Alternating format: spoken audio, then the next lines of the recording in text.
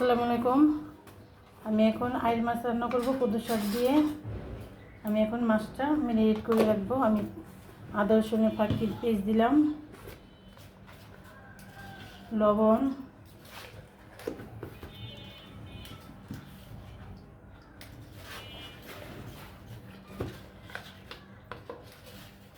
হলুদের গুঁড়া,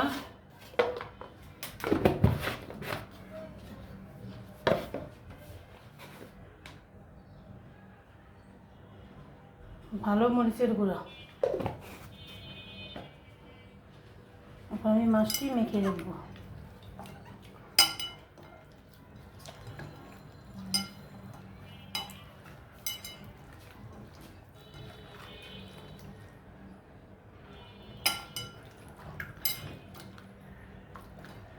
মাছটি ভালো করে মাখলে হয় কি, লবণটা ভিতরে ভিজে আর খেতে ভালো লাগে। মাছের লবণ হলে না খেতে ভালো লাগে। মাছটা ধুয়ে লবণ দিয়ে একটু মেখে তুলে লবণটা ভিতরে ভিজে। মাছটা আমি ম্যারিনেট করে রেখে দিলাম। পেঁয়াজ কেটে নিয়েছি, আমি কদু শাকটি ধুয়ে ফেলছি। এখন আমি রান্না করতে চলে যাব। সরষের তেলটা দিয়ে দিব। সরষের তেল দিয়ে আমি মাছটা ভাজবো। আমি এখন মাছটি দিয়ে দিব। বিসমিল্লাহির রহমানির রহিম। মাছটি আমি ভালো করে ভেজে নিব।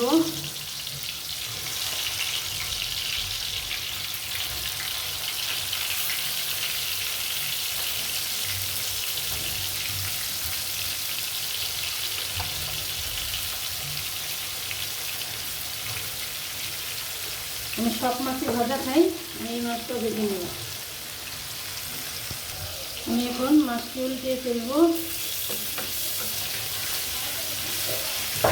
মাছটি একটু সামান্য একটু ভাজবো, বেশি করে কদু শাক দিয়ে রান্না করবো, একটু করে ভাজা দিব।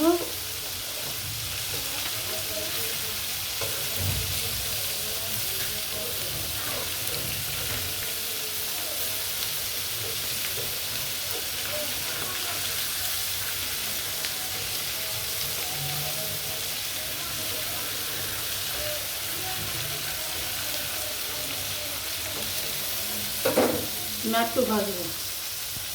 আমার মাছটি ভাজা হয়ে গেছে, আমি এখন নামিয়ে ফেলবো।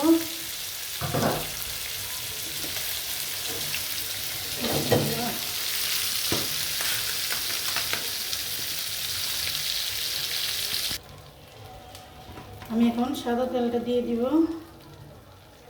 আমি সাদা তেল দিয়ে রান্না করব মাছটা।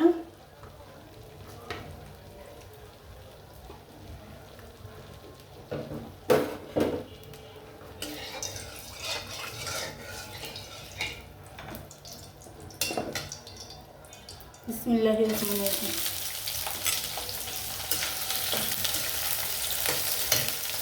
আমার পেঁয়াজটা ভাজা হোক।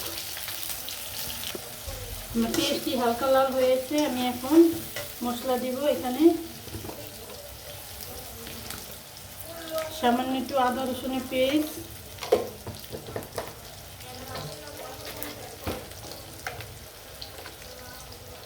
এক চামচ হলুদের গুঁড়া,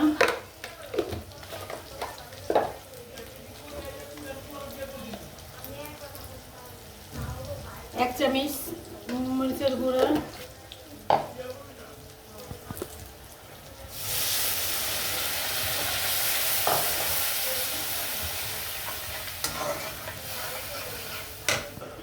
আমার মশলাটা কষানো হয়ে গেছে।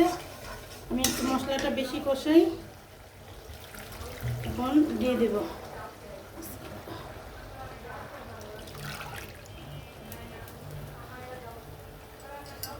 শাকটা।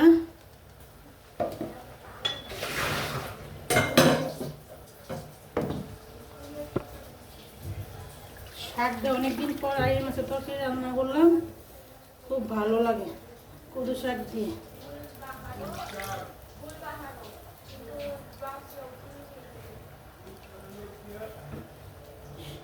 একটু মজুক, তারপর লাগা দেব।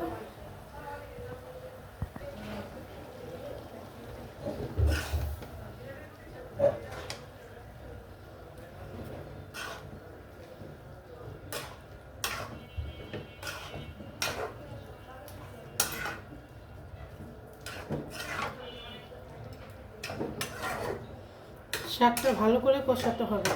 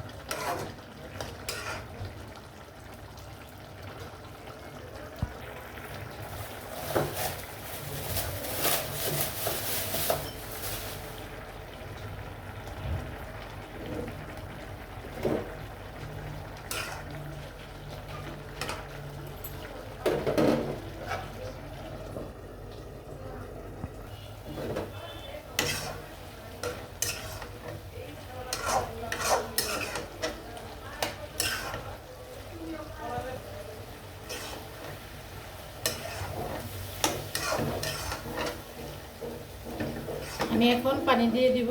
আমার শাকটি সুন্দর দেখেন গলে গেছে, একদম টিপে দিলে একদম গলে যায়। মাছ যা রান্নে এভাবে কষিয়ে নেবেন, আদা দিয়ে ভিজিয়ে দেখবেন শাকটা কি নরম হয়েছে কিনা। মাছ যা রান্নে একটু বেশি নরম করতে হয়। দেখেন আমার ডাটাটাও সুন্দর, কি সুন্দর একদমই হয়ে গেছে। আমি এখন পানি দিব।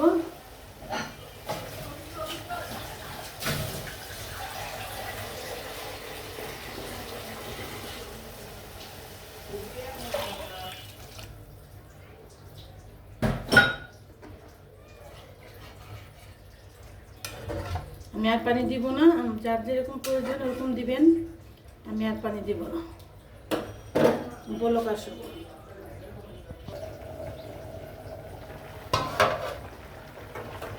আমি এখন মাছটা দিয়ে দিব।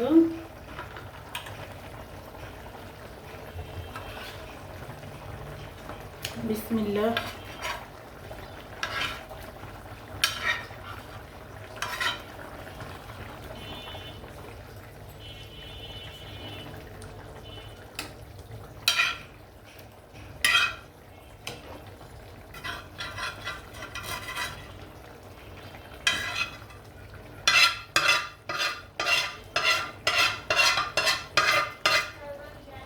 আমি মাছের তেল দিয়ে দিলাম।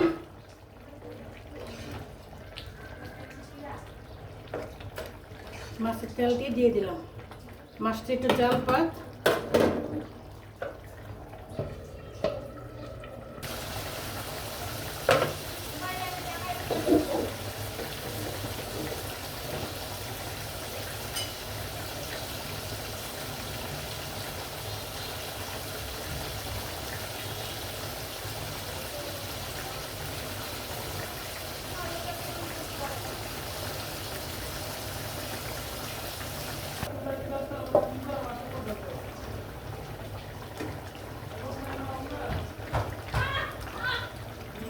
আমার তরকারিটা হয়ে গেছে।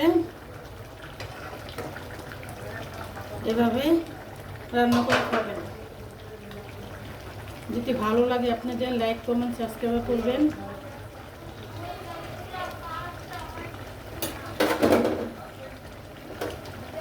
আসসালামু আলাইকুম, আল্লাহ হাফেজ।